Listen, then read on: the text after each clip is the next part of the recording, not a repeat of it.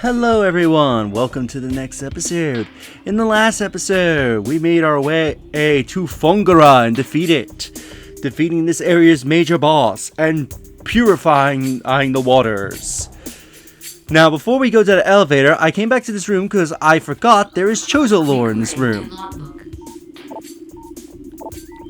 The cries of this dying land echo in our ears as we Chozo watch the great poison seep even further into the living pulse of the planet. The dark energy sinks into the trees and the waters, devouring all life. Peaceful beasts die by the thousands. Some creatures survive, but their forms grow as twisted and evil as the force that fell from the sky. Many of these mutated monstrosities remain small enough to do little harm, but others grow enormous and threaten our very existence. One such beast defiles our sacred fountain, disgorging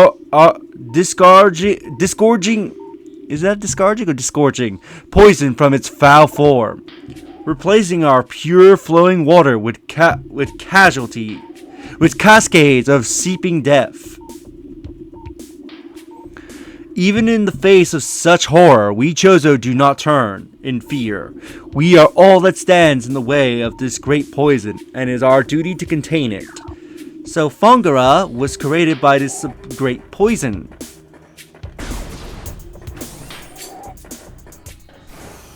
Anyway, in case you're wondering what this room is, this room will take you to there.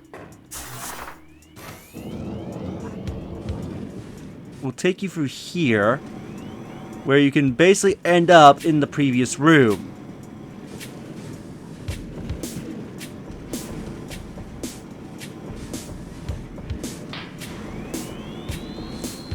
So basically, it's a shortcut back to that previous room, but we're not gonna go that way.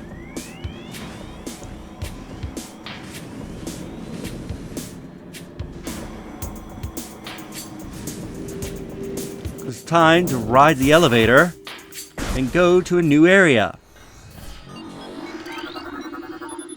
Access the Magmoor Caverns, north granted. Please step into the hologram.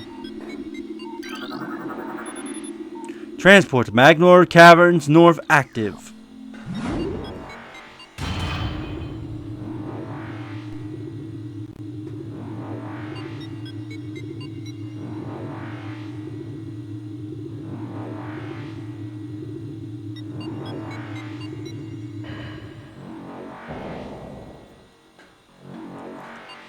Alright, we made it.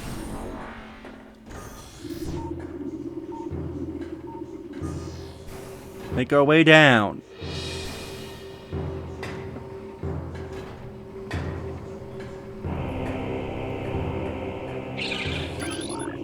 Are these the same shriek bats?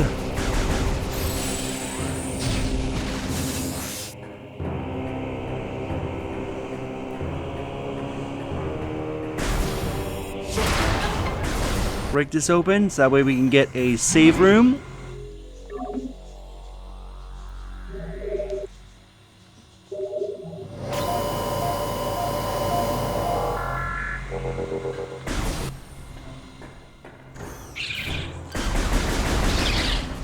We have a place to come back and save to. Here's a new enemy. The Gizbai, sub-organic carbon, yeah, I think it's like carbon feeder. Carapace can be breached by missiles. The Gizbai's carapace has been fused together by superheated air. This barrier stands up to everything but concussive blasts. Its intelligence is limited to instinctive scavenging patterns.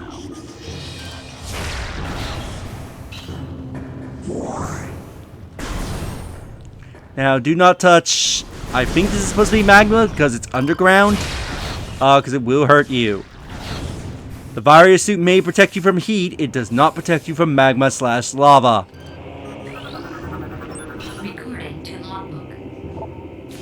The Barrow wearer, traveling insect predator. Similar to the beetle, though it spends more time underground, it seeks silence disturbance than surface to attack. It has enough cunning to realize when there is something too large for it to handle. Beyond that, it is fairly ignorant, and what it lacks in brains, it makes up for or with aggression.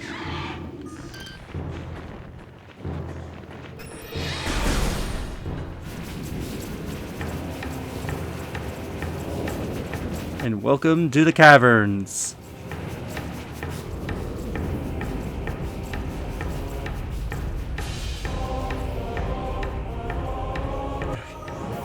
I like this song, but also this song is ruined for me because of TRG. I'll explain more later. The Magmoor, fire-breathing serpent that dwells in lava. The Magmoor prefers extreme heat zones and are subject and susceptible to frigid attack sightless they navigate the lava currents. Okay, so this must be lava then. I thought it'd be magma because it's underground. Using their sonar receptors, Magmoorers have a keen sense of smell, embedding them to pinpoint targets with startling accuracy. You can kill it with your beams. There is an easier way to kill it later. Now let's indicate a valuable attach point for the grapple beam. If we had it, your grapple beam was damaged from the explosion on the research frigate and cannot currently be used.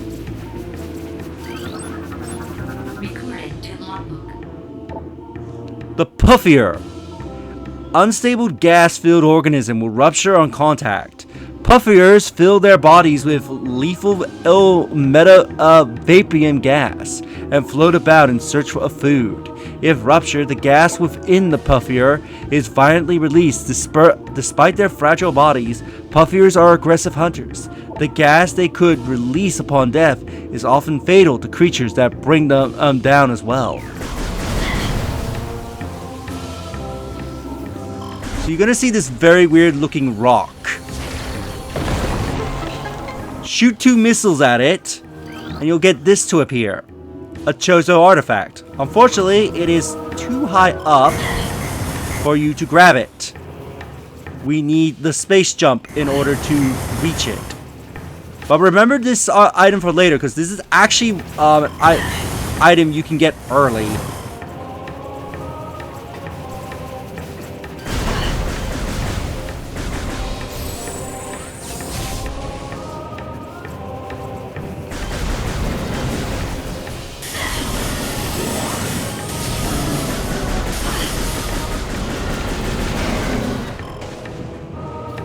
Good for you.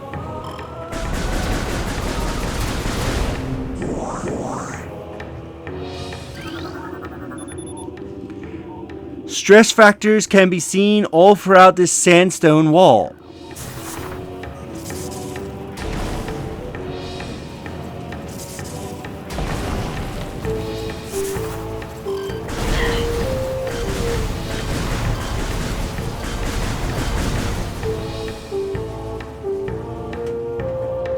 Killed them all. Wait for the gas to disperse. Watching television. I was watching television. This is the part of the song that TRG ruined for me. For the uninformed, TRG, the Runaway Guys, they did a playthrough of Super Metroid, because Chugga has never played Super Metroid, or at least he did and didn't get very far. Then they're trying to get Chugga through most of the Metroid games, and they did Super, and I'll explain more after we talk about this creature. The Tritops, hard-shelled creatures with powerful jaws. Tritops is a hunter-gatherer. It collects small creatures and bits of its foodstuff, then deposits them elsewhere for later consumption. The hard templated mandibles it uses to move earth and rock are quite strong and difficult to escape once ensnared. And they're under the floor, so you can't shoot them, though you can use your bombs.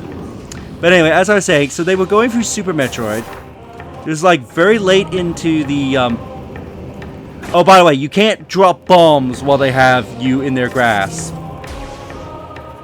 And why did that bomb just ignore its existence? Okay, what's going on? I know for a fact bombs can kill these guys. Okay, it needs to grab the bomb.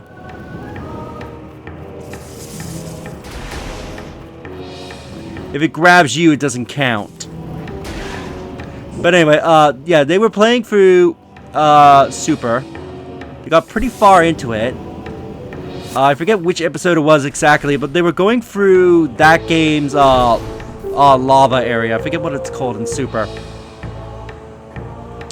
But this song plays in that game. As a matter of fact, that's the game where the song originates from. And this part of the song, while they were going through a room that was filled with like space pirates, it had like TVs and stuff in it. And Tim just out of nowhere sings, "I was watching television" in time with the song. And it sounded really funny. And that has never left my head. So whenever I hear that part of the song, I think I need to go this way. So whenever I hear that part of the song, I always crack up laughing, and sometimes I end up singing that. So yeah, TRG has ruined this song for me. Not in a bad way, it's made me like the song even more. But yeah,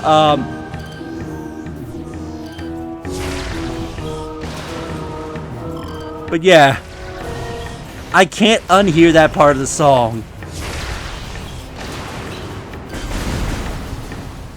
I'm curious, am I supposed to be going this way first?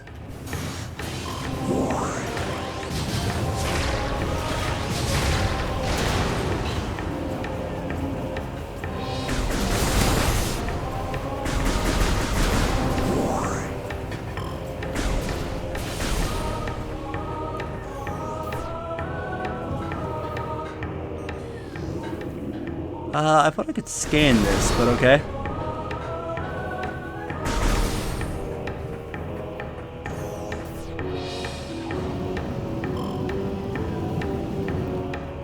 Fire to be over.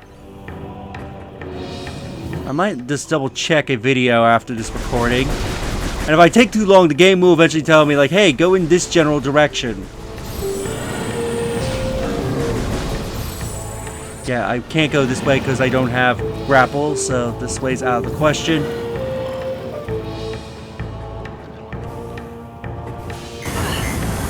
And I somehow get shoved into the lava, okay?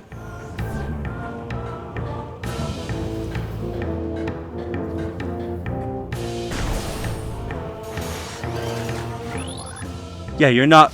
Yeah, just want to double check that these older turns weren't new enemies, despite them taking more missiles to kill.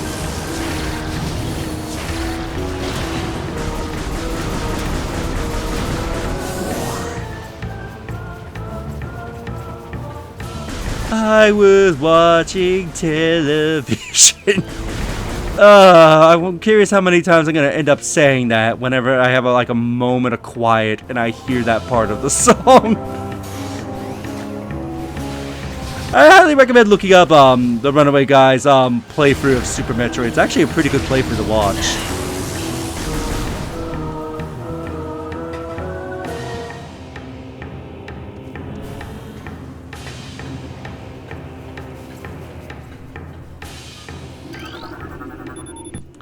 The geothermal power routing to this station is complete.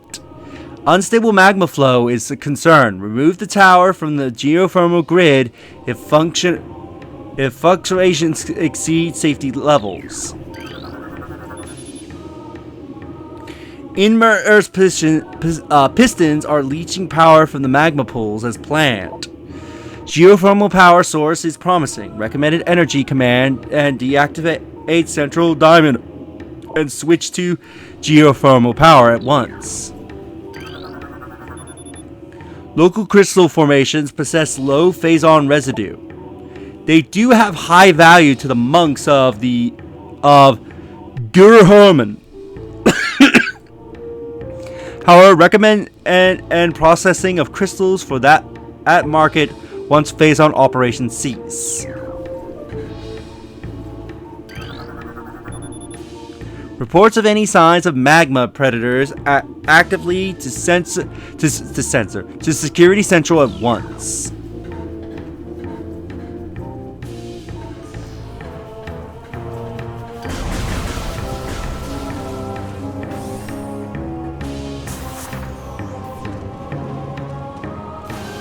I might actually end the episode here, which means I'm gonna have to run all the way back to the save point. So that way I can just double check my routing. So, if you enjoyed this episode, do like the videos, it helps tremendously. Subscribe if you haven't already. Leave a comment down below on your thoughts this episode. And share the video so that way more people can discover my content, help the channel grow. And I'll see you all in the next episode. Later.